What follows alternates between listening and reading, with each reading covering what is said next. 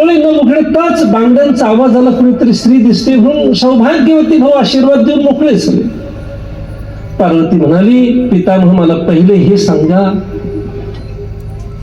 काल केलेली ती प्रतिज्ञा खरी करणार, म्हणजे पांडवांना मी मारणार ही प्रतिज्ञा खरी करणार का सौभाग्यवती भाऊ हा आशीर्वाद मी खरा मानायचा, यातलं नेमकं मी काय खरं मानू? भीष्माचार्य म्हटले, मला पहिले हे सांग, एवढ्या रात्री तू एकटी कशी आली? म्हटलं एकटी नाही, माझा सेवक आहे, तुझा सेवक मला पहिले दाखव. म्हटलं भगवान श्रीकृष्ण बाहेर उभा. म्हटले अरे किती मला धर्म संकटात टाकणार? पुन्हा तिसरी प्रतिज्ञा केली, उद्या मी असं युद्ध करणार, तुला सुद्धा हातात शस्त्र धरायला लावणार. तिसरी प्रतिज्ञा केली आणि युद्धाला सुरुवात झाली. क्रोधावेशामध्ये आलेले भीष्माचार्य घणाघाती युद्ध करू लागले. अर्जुनाला धनुष्याला बाण लावायला सुद्धा फुरसत भीष्माचार्य देत नाही. एकामागून एक लगातार बाण सुटताय. अर्जुन घामाघूम झालाय.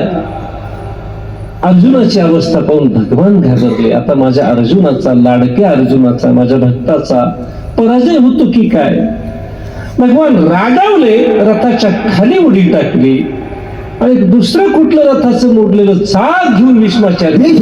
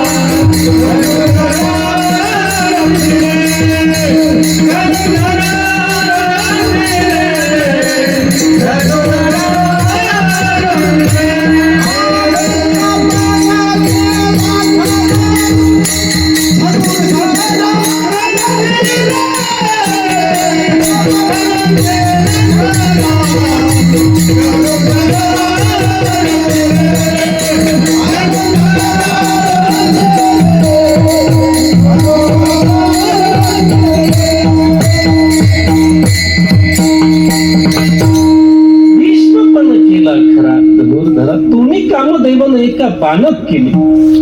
भगवान रथाचं तुटलेलं चाक घेऊन भीष्माचार्यांवर धावले. भीष्माचार्य युद्ध करायचं थांबले आणि हसू लागले. त्यावेळेला मात्र पृथ्वी माता थरथरली. देवा असं करू नका, तुमच्या आधारानं मी राहते, धर्माच्या आधारानं धर्म जिवंत आहे म्हणून मी स्थिर आहे. तुमच्यामुळे धर्माला जीवन आहे आणि तुम्हीच जर अधर्म करू लागला, तुमची प्रतिज्ञा मोडू लागला तर माझं कसं व्हायचं? माझी लाज राखा. भगवंताने आपला शेला काढला, पृथ्वी मातेवर फेकला, तुझी लाज राखतो, माझ्या प्रतिज्ञेचं माझं मी बघेन.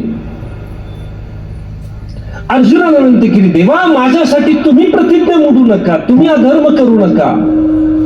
अर्जुनाचं ऐकलंय. शेवटी रथाचे घोडे किंचाळले. देवा हा